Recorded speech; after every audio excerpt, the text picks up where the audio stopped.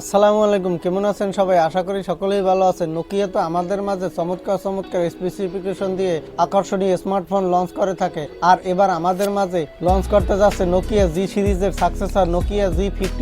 আর আজকের ভিডিওতে আমরা আলোচনা করব নোকিয়া G50 Pro 5G এই ফোনটি ফুল স্পেসিফিকেশন ও খুঁটিনাটি বিষয় নিয়ে বিস্তারিত আলোচনা করব আজকের এই ভিডিওতে। আর এই ভিডিও শেষে আলোচনা করবে এই ফোনটি কতটা ভ্যালু ফর মানি প্রোভাইড করবে এই বাজেটে। সো আপনাকে বলবো, আপনি যদি আজকের এই ফ্ল্যাগশিপ স্মার্টফোনটি সম্পর্কে জানতে আগ্রহী থাকেন তবে আপনাকে বলবো আজকের ভিডিওটি আমাদের সাথে পুরোপুরি কন্টিনিউ করার জন্য। আর এই ভিডিওটি দেখলে বুঝতে পারবেন আজকের এই ফোনটি আপনার জন্য কিনা। বন্ধুরা, আর যারা আমাদের চ্যানেলে প্রথমবার ভিজিট করছেন তাদের ওয়েলকাম। এখনো যারা আমাদের চ্যানেলটি সাবস্ক্রাইব করেননি তারা আমাদের চ্যানেলটি সাবস্ক্রাইব করে পাশে থাকা বেল বাটনটি প্রেস করে দিবেন। আর যারা আমাদের চ্যানেলটি সাবস্ক্রাইব করে আমাদের সাথে রয়েছেন তাদের আন্তরিকভাবে ধন্যবাদ ও অভিনন্দন। চলুন তাহলে দেরি না করে আজকের ভিডিওটি শুরু করা যাক। অ্যাট ফার্স্ট আলোচনা করবো এই ফোনটির লুক ও বিল্ড কোয়ালিটি নিয়ে বিস্তারিত আলোচনা করব।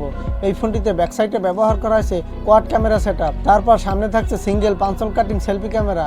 এই ফোনটিতে সামনে ও পেছনে ব্যবহার করা হয়েছে পলিকার্বনেটের বডি, যার ফলে ফোনটির লুক দেখতে অত্যন্ত প্রিমিয়াম দেখাবে এবং এই ফোনটি হাতে নিলে একটি দুর্দান্ত প্রিমিয়াম হ্যান্ডসান ফিল পাওয়া যাবে। এছাড়াও এই ফোনটির বডি ফ্রেম হাতে যাচ্ছে একটি প্লাস্টিকের ফ্রেম। এই ফোনটি পাওয়া যাবে দুইটি কালার ভেরিয়েন্টে। এছাড়া এই ফোনটিতে থাকতে যাচ্ছে USB Type-C পোর্ট, সাথে থাকছে লাউড স্পিকার এবং এই ফোনটিতে বক্সে প্রোভাইড করা হবে 3.5 মিলিমিটারের একটি অডিও জ্যাক।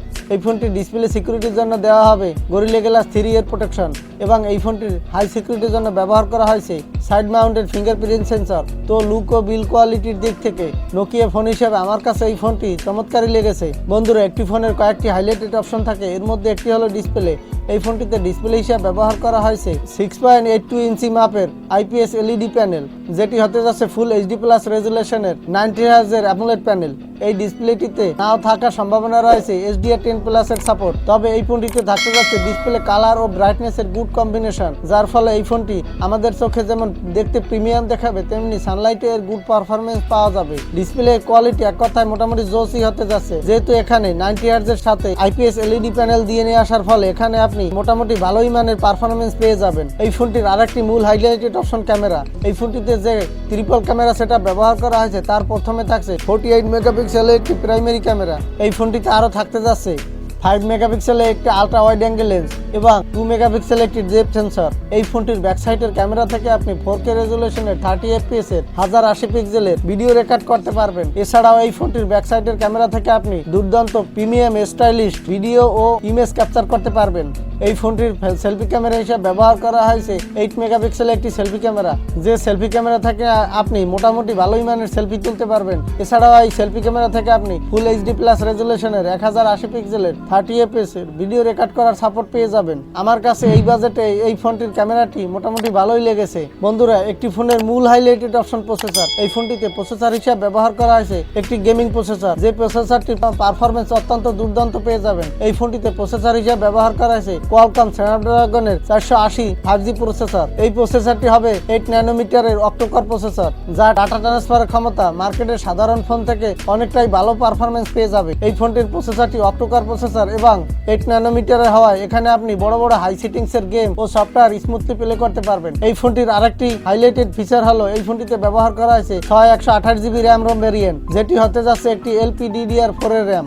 এই ফোনটিতে থাকতে যাচ্ছে ডুয়েল সিম স্ট্যান্ডবাই 5G সাপোর্টেড, সাথে থাকছে 256GB এক্সট্রা মেমোরি কার্ড হিসেবে এক্সট্রা ডেডিকেটেড স্লট হিসেবে ব্যবহার করতে পারবেন। এই ফোনটিতে নেটওয়ার্কিং অপারেটিং সিস্টেম হিসেবে থাকতে যাচ্ছে GSM 2G, HSDPA 3G, LTE 4G ও অটো 5G সাপোর্টেড। এই ফোনটিতে ব্যবহার করা হয়েছে একটি বিগ ব্যাটারি।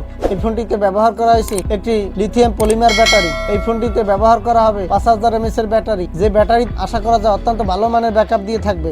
এছাড়া এই ফোনটিতে বক্সে প্রোভাইড করা হবে 33 ওয়াটের একটি ফাস্ট চার্জার, যে চার্জারটি থেকে এই ফোনটি আপনি খুব দ্রুতই চার্জ করতে পারবেন। এই ফোনটি মিড বাজেটের ফোন হিসেবে আমার কাছে চমৎকারই লেগেছে এই বাজেট অনুযায়ী। এই ফোনটি আগামী 2022 সালের জানুয়ারি মাসের দিকে লঞ্চ হতে পারে। এই ফোনটি ইন্ডিয়ান মার্কেটে প্রাইস হতে পারে 15,000 রুপির আশেপাশে এবং বাংলাদেশ মার্কেটে অফিসিয়ালি প্রাইস হতে পারে 19 থেকে 20,000 টাকার মধ্যে। তো সর্বদিক থেকে বিচার বিশ্লেষণ করে বলতে পারি যে এই ফোনটির লুক ও বিল্ড কোয়ালিটি এবং পারফরমেন্সের দিক চিন্তা করলে বলা যায় এই ফোনটি মিড বাজেটের ফোন হিসেবে চমৎকারই হতে যাচ্ছে। এই ছিল আজকের ভিডিও। আজকের ভিডিওটি যদি ভালো লাগে লাইক দিন। বন্ধুরা, ভালো থাকেন, সুস্থ থাকেন, এই কামনাই করি। আজকের মতো এখানে শেষ করছি। দেখা হবে অন্য কোনো নতুন ভিডিওতে। আমাদের সাথে এতক্ষণ থাকার জন্য আন্তরিকভাবে ধন্যবাদ। আজকের মতো আল্লাহ হাফেজ।